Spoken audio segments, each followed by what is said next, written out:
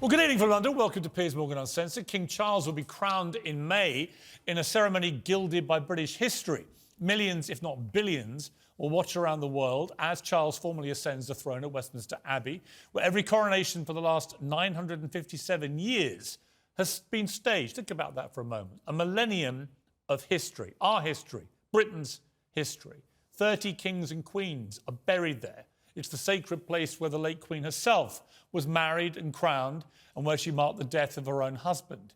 And that ribbon of history is what makes the British monarchy unique. State occasions like the coronation belong not just to the royals, but to the people of Britain and the Commonwealth.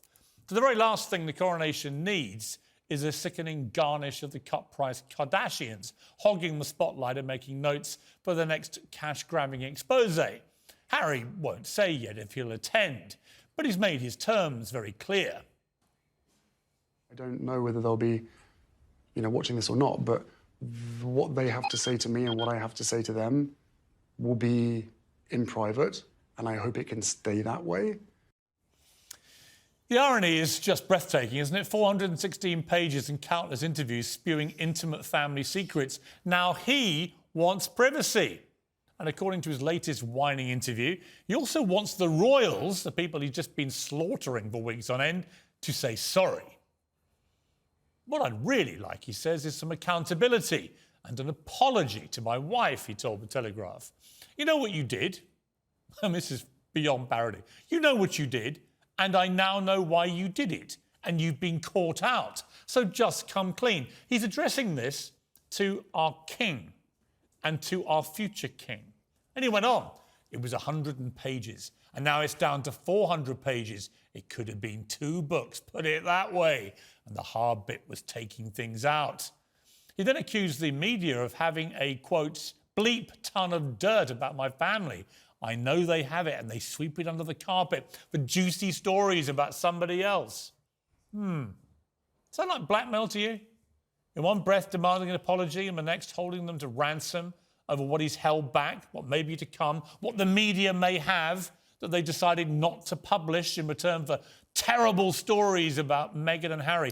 The delusion of this guy that he thinks that's how this works, that the press get an amazingly sensational story about Charles or William, and actually after the palace approached the press, they go, you know what, we'll just ditch that one and we'll run something nasty about those two in Montecito. He's completely deluded if he thinks that's what happens. This treacherous little toad has forgotten you're supposed to turn into a prince after being kissed by the spoiled princess, not the other way round. Last time a royal abandoned his duties to hook up with a divorced American socialite, it was Edward VIII with Wallis Simpson. Now, he never made it to his own coronation, but he did want to attend the ceremony for his niece, Queen Elizabeth. But Sir Winston Churchill stepped in and told him to sling his hook. If Rishi Sunak was to do the same right now, it would be the most popular thing he's done so far as Prime Minister. But before we even so much think about whether Harry and Meghan should be allowed anywhere near the coronation, and for me, they absolutely should not even be considered for an invitation, one thing would need to happen. They'd have to go on national television, they're familiar with the genre, plunge to their knees and issue a global apology to their families on both sides who they've so mercilessly trashed on every airway that is prepared to pay them money. And what happens with these two if you do apologise to them? It's quite interesting, isn't it? One person who's made a very grovelling apology today, publicly, is Jeremy Clarkson, whose now infamous column on Meghan sparked an avoidable and predictable backlash. To be clear, the comments he said were completely inappropriate and wrong. He shouldn't have said them.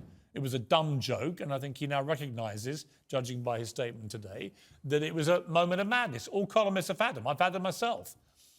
But he should have long mea culpa on Instagram, a long one, expressing his deep, deep, profound regret. But it wasn't enough. Harry's spokesman immediately hit back. It's clear this is not an isolated incident shared in haste, but rather a series of articles shared in hate. Again, the irony. A series of articles shared in hate. Does that remind you of anything? Does it remind you of a book that's just come out called Spare, spewing hate at the royal family? You can stick your apology, Harry, where the sun don't shine.